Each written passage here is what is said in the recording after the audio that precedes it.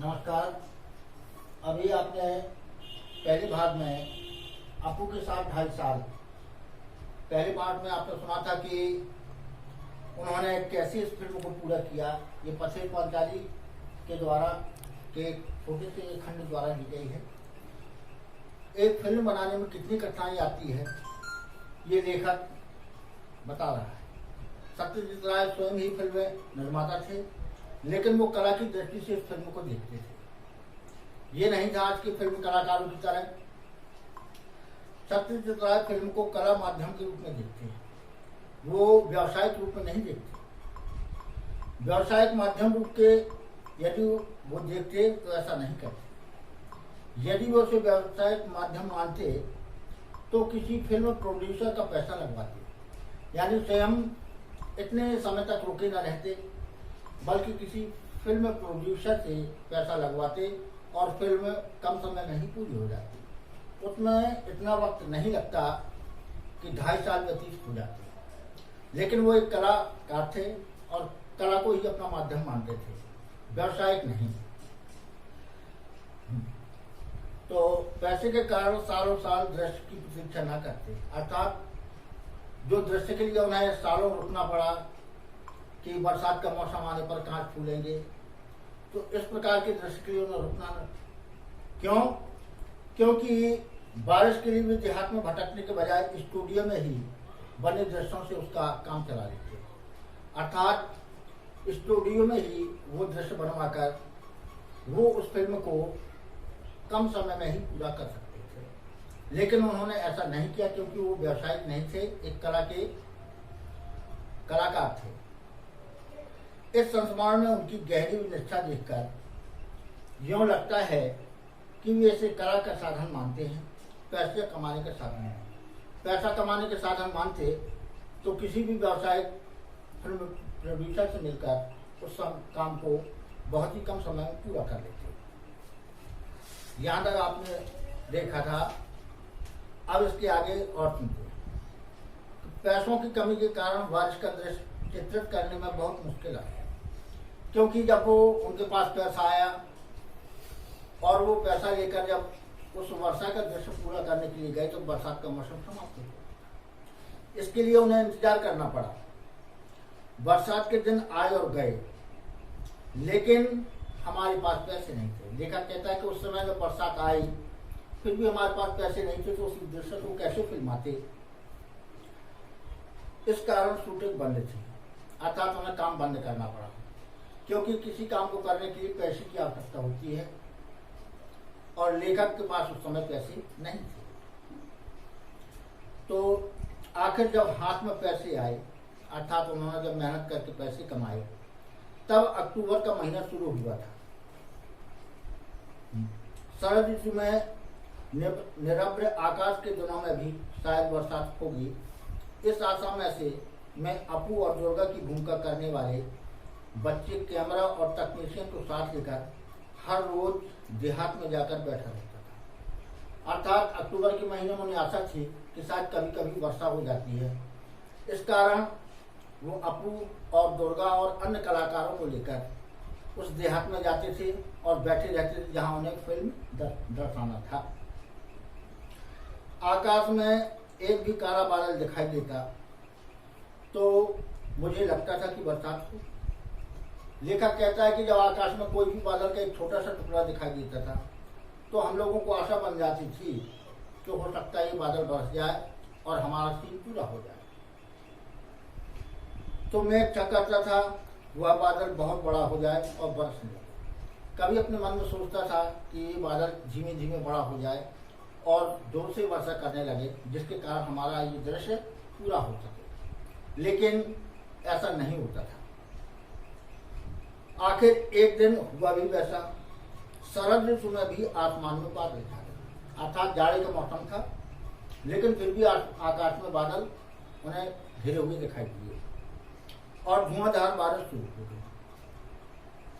उसी बारिश में भीगकर दुर्गा भागती हुई आई और उसने पेड़ के नीचे भाई के पास आसरा लिया। अर्थात उन्हें अपना दृश्य पूरा करना था, तो उस समय दुर्गा दौड़ती हुई उस पेड़ के पास गई और उसे वहां पर अपने भाई से मिली। तो भाई बहन एक दूसरे से चिपक कर बैठे थे। दुर्गा कहने लगी, नींबूर पाता कर मचा, हे वृष्टि घरे जा। तो बरसात, ठंड, अपू का बदन खुला, प्लास्टिक के कपड़े से ढके कैमरे को आंख लगाकर देखा तो वह ठंड लगने के कारण सह रहा था। उसने देखा कि दोनों भाई बहन अचानक जाड़े की ऋतु में उस बरसात से भीगे हुए ठंडे से कांप रहे थे।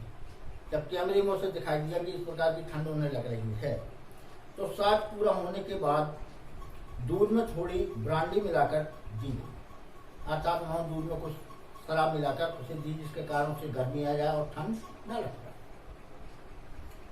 और भाई बहन का शरीर गर्म किया। जिन्होंने पंथेर पांचाली फिल्म देखी है वे जानते ही हैं कि वह साथ बहुत ही अच्छा चित्रित हुआ है। लेखक कहता है कि जिन जिन लोगों ने पंथेर पांचाली फिल्म देखी है उन्हें वह दृश्य बहुत ही अच्छा लगा, जबकि इस दृश्य को दर्शाने में हमें कई महीने लग गए। तो शूटिंग की दृष्टि से गोपाल ग्राम की तुलना में बोडाल ग्राम हमें अधिक उपयोगी, अर्थात पहले जो हम गोपाल ग्राम में शूटिंग करते थे उससे अच्छा हमें दूसरा ग्राम बोडाल ग्राम लगा। अपू दुर्गा का घर, अपू का स्कूल, गांव के मैदान, खेत, पुकुर, आम के पेड़, बांस की झुरमुट, ये सभी बातें बोडाल गांव में और आसपास हमें मिली। अर्थात हमें सुंदर गांव का मैदान चाहिए था, आम के पेड़, खेत, बांस के झुरमुट, ये सभी हमें उस गांव में, बोटाल गांव में प्राप्त हुए। अब उस गांव में बिजली आ गई है। पहले उस गांव में बिजली नहीं थी, लेकिन अब जब फिल्म पूरी होने वाली है तो उसमें बिजली आ गई है। पक्के घर, पक्के रास्ते बने हैं। उस जमाने में भी नहीं थे, अर्थात उस समय कच्चे घर थे, बिजली पानी का कोई इंतजाम नहीं था, ग्रामीण दृश्य ही दिखाई देता। लेकिन अब सरकार के द्वारा उस गांव में बिजली भी आ गई है, पक्के घर भी बन चुके हैं और रास्ते भी पक्के बनवा दिए गए हैं। उस गांव में हमें बहुत बार जाना पड़ा। लेखक कहता है कि उस गांव में इसलिए बार बार जाना पड़ा क्योंकि कभी हमारे पैसे खत्म हो जाते थे, कभी हमारे कलाकार की मृत्यु हो जाती थी, तो इस कारण हमें बार बार उस गांव में जाना पड़ा, क्योंकि वो दृश्य उसी गांव का था। बहुत बार रहना भी पड़ा, इसलिए वहाँ के लोगों से भी हमारा परिचय हुआ। जब हम 11 दिन कहीं रहेंगे तो वहाँ आसपास के लोगों से हमारा परिचय बढ़ जाएगा। लेखक के कहने का तात्पर्य ये है, उन लोगों में एक अद्भुत सज्जन थे, यानी उन्हीं व्यक्तियों में एक सज्जन व्यक्ति थे। उन्हें हम सुबोधदा कहकर पुकारते थे। उनका नाम था सुबोधदा। वे 60-65 साल के थे। उनका माथा गंजा था। वे अकेले ही झोपड़े में रहते थे और दरवाजे पर बैठकर खुद ही से कुछ न कुछ बड़बड़ाते। यानी उनकी आदत थी कि वो अपने दरवाजे पर बैठकर कुछ न कुछ अपने मन में ही गुनगुनाते रहते थे। हम उस गांव में एक फिल्म की शूटिंग करने वाले हैं। जब उन्हें मालूम हुआ कि हम इस गांव में कोई फिल्म की शूटिंग करने वाले हैं तो यह जानकर वे गुस्सा हो गए। उन्होंने जब जाना कि मैं यहाँ एक फिल्म की शूटिंग करने वाला हूँ तो वो हम पर नाराज हो गए। हमें देखने पर वे चिल्लाते, फिल्म वाले आए हैं, मारो उनको लाठियों से। अर्थात जैसे ही उन्होंने हमारी पार्टी को देखा वो हमें देखकर चिल्लाने लगे कि ये फिल्म करने आए, लाठी उठाओ और इन्हें मारो। पूछताछ करने पर लोगों ने बताया कि वे मानसिक रूप से बीमार थे। जब हमने लोगों से पूछा कि ऐसा क्यों कह रहे हैं, तब कुछ लोगों ने बताया कि मानसिक रूप से बीमार है। बाद में सुबोधदा से हमारा अच्छा परिचय, बाद में हम उनसे मिले तो उनसे हमारा अच्छा परिचय हो गया।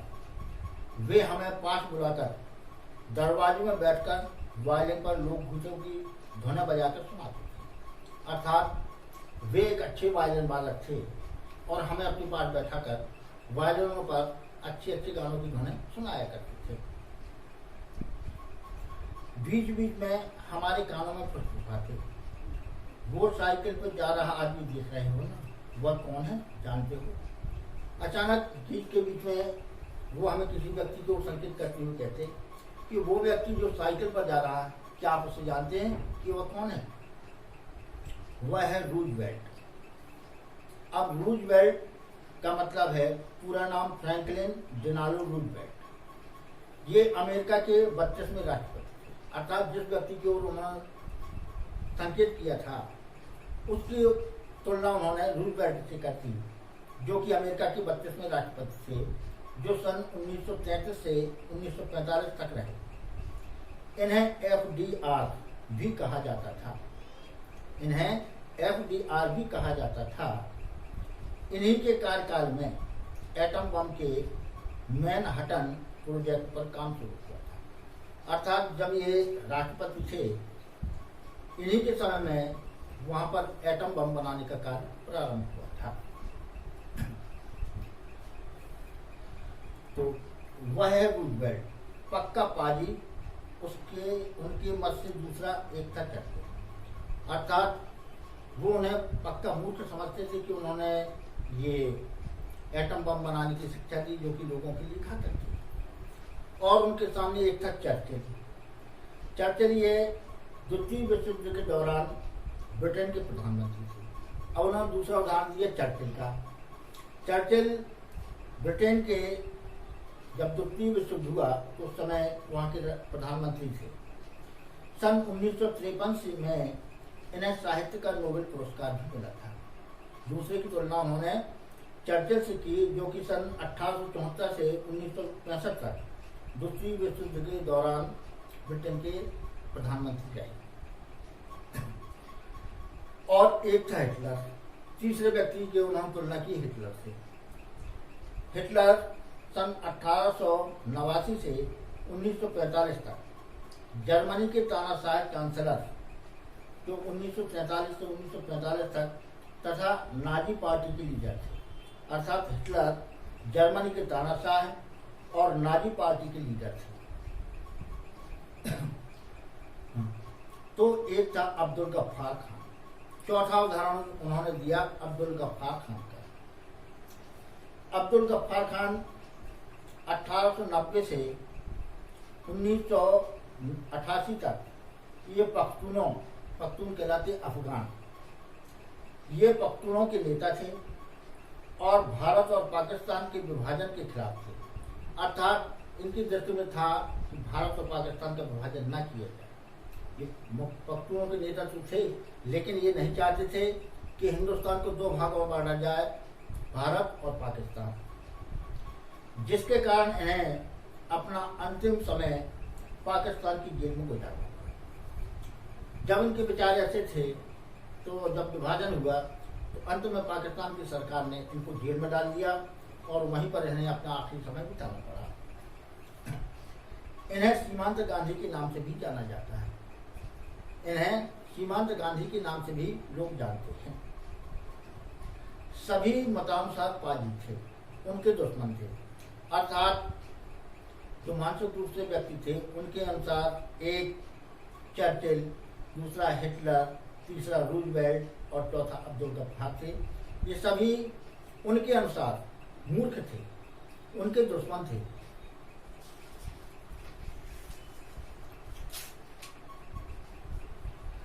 हम जिस घर में शूटिंग करते थे उसके पड़ोस में एक धोबी रहता था।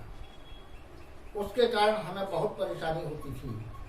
वह भी थोड़ा सा पागल था और कभी भी भाइयों और बहनों कहकर किसी राजकीय मुद्दे पर लंबा भाषण शुरू करता था। लेखक कहता है कि जब हम शूटिंग कर रहे थे तो पड़ोस में ही धोबी रहता था। वह भी ऐसा लगता था जैसे दिमाग से कुछ कमजोर हो, क्योंकि कभी फुर्सत के समय अपना भाषण शुरू करता था और बहुत समय तक लंबा भाषण करता रहता था। हमें उसके भाषण से कुछ आपत्ति नहीं थी, लेकिन अगर शूटिंग के समय वह भाषण शुरू करता तो हमारे साउंड का काम प्रभावित होता। लेखक कहता है कि हम उसके भाषण से कोई तकलीफ नहीं थी, लेकिन जब हम शूटिंग कर रहे हों और उसी समय यदि उसका भाषण शुरू हो जाए तो उसकी आवाज़ हमारे शूटिंग में बाधा डालती थी। अर्थात हमारी शूटिंग की आवाज़ साफ नहीं आ पाती थी। उस धोबी के रिश्तेदारों ने अगर हमारी मदद न की होती तो धोबी सचमुच ही एक से दस बन। जब हमने उस धोबी के रिश्तेदारों से कहा कि हम यहाँ शूटिंग करने आए हैं और इसके कारण हमें इस प्रकार की परेशानी होती है, तब उसके रिश्तेदारों ने उसे समझाया, तब वह शांत हुआ और इस प्रकार हमारी शूटिंग प्रारंभ हुई। जिस घर में हम पंथेर पांचाली की शूटिंग करते थे वह घर हमें एकदम ध्वस्त अवस्था में था। लेखक कहता है कि जो घर हमें पंथेर पांचाली की शूटिंग करने के लिए मिला था वह बिल्कुल टूटा फूटा था, अर्थात उसमें कोई जान नहीं थी, हमें टूटी फूटी हालत में मिला। उसके मालिक कलकत्ता में रहते थे, उनसे हमने वह घर शूटिंग के लिए भाड़े पर लिया था, अर्थात इसके मालिक कलकत्ते में रहते थे, जिसके कारण इस घर की देखरेख नहीं हो पाई, जिसके कारण वह ध्वस्त हो गया था। उनसे हमने शूटिंग के लिए किराए पर लिया। उस घर की मरम्मत करके उसे शूटिंग के लिए ठीक ठाक करवाने में हमें लगभग 1 महीना लगा। अर्थात जब वो घर टूटा फूटा था, उनसे हमने भाड़े पर लिया, तब उस घर की मरम्मत करवाई, कारीगर लगवाए, उसे ठीक कराया, तो इस ठीक कराने में हमें महीनों व्यतीत हो गए। उस घर के एक हिस्से में एक के पास एक ऐसे कुछ कमरे थे, वे हमने फिल्म में नहीं देखा, यानी एक एक करके कई कमरे थे, लेकिन हमने फिल्म में भी नहीं दिखाए। उन कमरों में हम अपना सामान रखा करते थे, अर्थात जो हमारे सामान थे उन कमरों में रखे जाते थे और शूटिंग के लिए हमने विशेष कमरा ही थे। एक कमरे में रिकॉर्डिंग मशीन लेकर हमारे साउंड रिकॉर्डिस्ट भूपेन बाबू बैठा। उन्हीं कमरों में एक में जो साउंड आवाज कैच की जाती है, साउंड रिकॉर्डर के जो इंजीनियर थे वो बैठा करते थे। हम शूटिंग के वक्त उन्हें देख नहीं सकते थे, यानी शूटिंग के समय नहीं देख सकते, तो उनका काम था केवल ध्वनि को ग्रहण करना और उसे रिकॉर्ड करना। फिर भी उनकी आवाज सुन सकते थे। हर शॉट के बाद हम उनसे पूछते साउंड ठीक है। हर शूटिंग के बाद उनसे पूछना पड़ता था कि साउंड ठीक है, कहीं ऐसा तो नहीं कि हमारी शूटिंग सही नहीं हो रही हो या आवाज सही ना आ रही हो।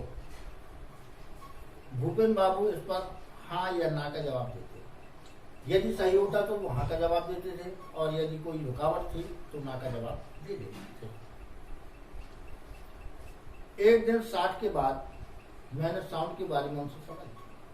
लेखक कहता है कि एक दिन जब हमने शॉट लिया तब उनसे एक प्रश्न पूछा कि साउंड क्या सही चल रहा है, लेकिन कुछ भी जवाब नहीं आया। मैंने उनसे बार बार पूछा कि क्या साउंड सही चल रहा है, लेकिन दूसरी ओर से कोई उत्तर नहीं मिला। फिर एक बार पूछा, भूपेन बाबू साउंड ठीक है ना? मैंने दोबारा उनसे प्रश्न किया कि साउंड ठीक चल रहा है कि नहीं। इस पर भी जवाब ना आने पर मैं उनकी कमी लगी, लेकिन जब दोबारा जवाब नहीं आया तो मैं हताश होकर उनके कमरे में गया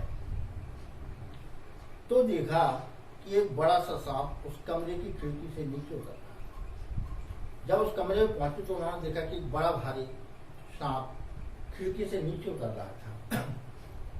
वह सांप देखकर भूपेन बाबू सहम गए थे। अचानक उस सांप को देखकर भूपेन बाबू डर गए थे और एक कोने में बैठे थे, जिसके कारण वो आवाज नहीं दे रहे थे और उनकी बोलती बंद हो गई। अर्थात वो सांप को देखकर इतना डर गए थे कि प्रश्न करने पर बार बार प्रश्न करने पर भी वो उत्तर नहीं दे सकते थे, अर्थात इतने डरे हुए थे। वह सांप हमने वहां आने पर कुछ ही दिनों की बात देखा था। जब हम वहां आए तो कुछ दिनों के बाद ही उस सांप के दर्शन, इसके पहले वो सांप वहां नहीं रहता था। उसे मार डालने की इच्छा होने पर भी स्थानीय लोगों की मना करने के कारण हम उसे मारे। पहले लेखक कहता है कि पहले जो इच्छा हुई कि सांप को मार डालें जिसके कारण कोई विघ्न ना हो, लेकिन गांव वाले ने उन्हें मना किया कि सांप को मत मारो, ये आपका कुछ नहीं बिगाड़ेगा। तब उनके मना करने पर हम उसे नहीं मार सके, अर्थात हम लोगों ने सांप को नहीं मारा। वह वास्तु सर्प था और बहुत दिनों से वहां रह रहा था। वह उस स्थान पर रहने वाला सर्प था, बहुत दिनों से रह रहा था, लेकिन हमें दिखाई नहीं दिया था। तो इस प्रकार वास्तु सर्प कहलाता कुल देवता। जो उस घर के कुल देवता थे वो वहाँ रह रहे थे, बहुत समय तक रह रहे थे। इस प्रकार उस गांव में रहकर हमने इस पथेर पांचाली की शूटिंग पूरी की। तो लेखक कहता है कि उस गांव में शूटिंग करने पश्चात मुझे ज्ञात हुआ कि फिल्म निर्माता का कार्य कितना कठिन होता है, क्योंकि मैं कला की दृष्टि से जैसे फिल्म को देख रहा था। यदि मैं व्यवसायिक होता तो किसी फिल्म निर्माता से मिलकर उसका पैसा लगवाते और यह कार्य महीने 2 महीने में ही पूरा हो जाता, जहां में 2.5 साल लगा। लेकिन पैसे की कमी कारण भी अनेक कठिनाइयों को भोगते हुए मैंने इस फिल्म के कार्य को पूरा किया। अब ये अपू के साथ 2.5 साल का पाठ समाप्त होता है। इसके जो प्रश्नोत्तर हैं वो आप नोट कर लीजिए। पहला प्रश्न है, पथेर पांचाली फिल्म की शूटिंग का काम 2.5 साल तक क्यों चला? पथेर पांचाली फिल्म की शूटिंग का कार्य 2.5 साल तक क्यों चला? उत्तर है, पथेर पांचाली फिल्म की शूटिंग का काम 2.5 साल तक इसलिए चला क्योंकि नंबर 1, लेखक एक विज्ञापन कंपनी में नौकरी करता था। यानी जो फिल्म निर्माता थे वो स्वयं एक विज्ञापन कंपनी में नौकरी करते थे, इसलिए समय कम मिल पाता था। अर्थात नौकरी के बाद जो समय मिलता था तब उस फिल्म को पूरा करते थे, इसलिए समय ज़्यादा लगा। नंबर 2, धन का अभाव बना रहता था, क्योंकि जो नौकरी से प्राप्त होता था उसे हम कलाकारों में खर्च करते थे और शीघ्र ही हमारे पास धन की कमी आ जाती थी, जिसके कारण हमें फिर धन के लिए रुकना पड़ता था। नंबर 3, बीच बीच में पात्रों, स्थानों आदि की समस्याएं आ जाती थी। लेखक कहता है कि बीच में पात्र जैसे बुलो नाम का कुत्ता और एक व्यक्ति के मर जाने से हमें उसके हमशक्ल को ढूंढना पड़ा और कुत्ता भी उसी प्रकार का लाना पड़ा, जिसके कारण फिल्म में कोई परिवर्तन न दिखाई दे। इस कारण पात्रों को ढूंढने में हमें बहुत सी समस्याएं आई, जिसके कारण ये फिल्म इतने समय तक चली। तो ये पहले प्रश्न का उत्तर था। अब देखिए प्रश्न नंबर 2। अब अगर हम उस जगह बाकी आधे सीन की शूटिंग करते तो पहले आधे सीन के साथ उसका मेल कैसे बैठता? लेखक कहता है कि जो हमने आधा सीन पहले जिस गांव में किया, जो दृश्य वहां के थे, उसके बाद यदि हम वहां उस गांव में शूटिंग करते जबकि वो दृश्य वहां हट चुके थे, तो फिल्म में मेल नहीं बैठता। उनमें कंटिन्यूटी नदारत हो जाती है। इस कथन के पीछे क्या भाव? अर्थात जो हमें फिल्म का कंटिन्यूटी दिखाई देती थी, लगातार एक सा भाव दिखाई देता था, वो खत्म हो जाती है। उत्तर देखिए, कोई भी फिल्म दृश्य हमें तभी प्रभावित करता है जबकि वह अखंड हो, अर्थात एक साथ लगातार दिखाई जाए, उसमें बीच में कोई खंड का प्रयोग न किया गया हो, उसके अगले के और बाद वाले अंश में एक निरंतरता हो, अर्थात उसमें कोई भेदभाव न दिखाई दे।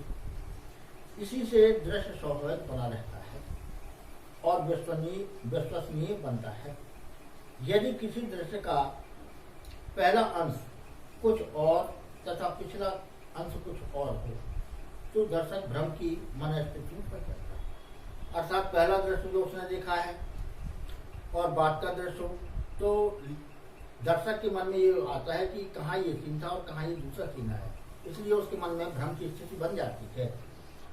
उसे दृश्य नकली प्रतीत होने लगता है और लेखक ये नहीं चाहता था कि किसी दर्शक के मन में ये बात आए कि ये दृश्य नकली है।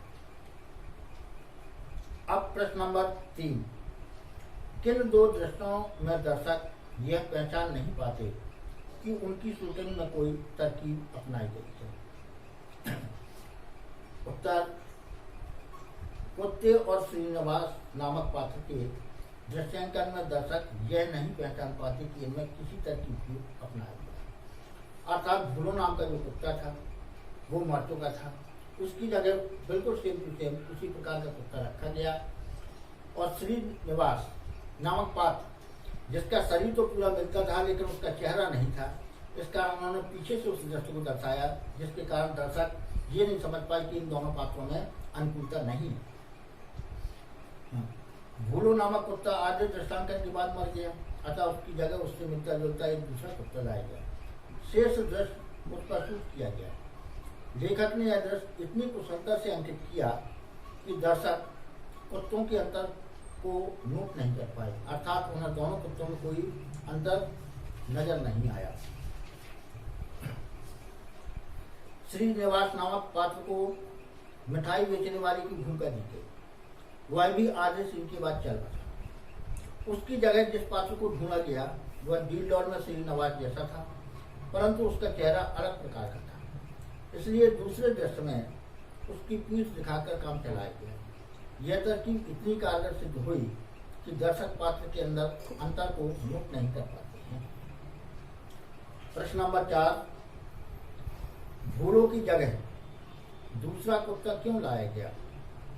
उसने फिल्म के किस दृश्य को पूरा किया? उत्तर है, भूलो भात खाने का दृश्य देने से पहले ही चल बसा, अर्थात फिल्म में उसे भात खाने का दृश्य दिखाई देना था, लेकिन वह भात खाने से पहले ही मर गया। उससे संबंधित कुछ दृश्य शूट करने के बाद उसकी मृत्यु हो गई। तब उससे मिलते जुलते आदमी की तलाश की गई।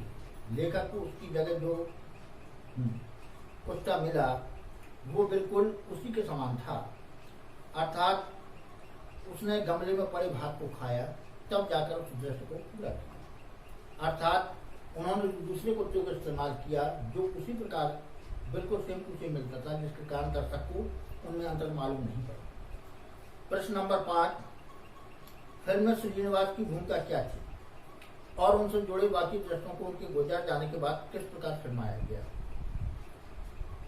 फिल्म में श्रीनिवास की भूमिका मिठाई बेचने वाली की थी। उससे संबंधित कुछ दृश्य शूट करने के बाद उसकी मृत्यु हो गई। तब उससे मिलते जुलते आदमी की तलाश की गई। लेखक को उसकी जगह जो आदमी मिला उसकी कद काठी तो श्रीनिवास से मिलती जुलती थी, किंतु चेहरा अलग प्रकार से था, अतः आगे के दृश्यों में उसकी पीठ दिखाई गई और काम चला गया। प्रश्न नंबर 6, बारिश का दृश्य चित्रित करने में क्या मुश्किलें आई और उसका समाधान किस प्रकार हुआ? तो बारिश के दृश्य चित्रित करने में सबसे बड़ी मुश्किल यह आई कि उसकी प्रतीक्षा में दिनों दिन बैठे रहना पड़ा। लेखक कई दिनों तक देहात जाकर बैठता तो बादलों की तरफ एक टकरी लगाए बैठा रहता, अर्थात उसकी आशा थी कि कभी न कभी पानी बरसेगा, और इसी आशा में वह कई दिनों तक बैठा था। कई दिनों बाद मूसलाधार बारिश हुई, तब जाकर यह दृश्य फिल्माया जा सका। प्रश्न नंबर 7वां और अंतिम प्रश्न है, किसी फिल्म की शूटिंग करते समय फिल्मकार को जिन समस्याओं का सामना करना पड़ता है उन्हें सूचीबद्ध कीजिए। उत्तर है, किसी फिल्म की शूटिंग करते समय फिल्मकार को निम्नलिखित समस्याओं का सामना करना पड़ता है। नंबर 1, धन की कमी की समस्या। नंबर 2, बारिश, धूप, अंधेरा, प्रकाश आदि प्राकृतिक समस्याएं। प्रश्न नंबर 3, किसी पात्र के मर जाने पर या उसे बदलने की समस्या। चौथा है पशु पात्रों की समस्या, उन्हें दृश्य करने के लिए तैयार करने की समस्या। चौथा, स्थान से संबंधित समस्या, जैसे काष्ठ फूलों के नष्ट हो जाना या कमरे में सांप निकलना। जैसे काष्ठ फूल नष्ट हो गए थे, लेकिन जब दोबारा हमने शूट करने गया तो मालूम हुआ कि मैदान खाली है, अर्थात वहाँ काष्ठ के फूल नहीं थे। इसके लिए उसे 1 साल तक इंतजार करना पड़ा, तब वो फिल्म में दर्शाया जा सका। आसपास जुटने वाले लोगों के कारण उत्पन्न समस्याएं, जैसे सुबोधदार तथा धोबी की समस्या। आसपास लोग थे जो कुछ मानसिक संतुलन खो बैठे थे, उनके कारण हमें कुछ परेशानी आई, तो उनको भी दूर किया गया। अंतिम नंबर है उपयुक्त पात्रों की तलाश की समस्या, अर्थात एक पात्र के चले जाने पर हमें दूसरे पात्र को ढूंढने में कितनी कठिनाई होती है और हमें उसी प्रकार के पात्र चुनना पड़ता है। इस प्रकार हमें अनेक समस्या है। तो अभी आपने ये अपू के साथ 2.5 साल इसके बारे में सुना और ये अब पाठ समाप्त होता है। इसी साथ नमस्कार, जय हिंद।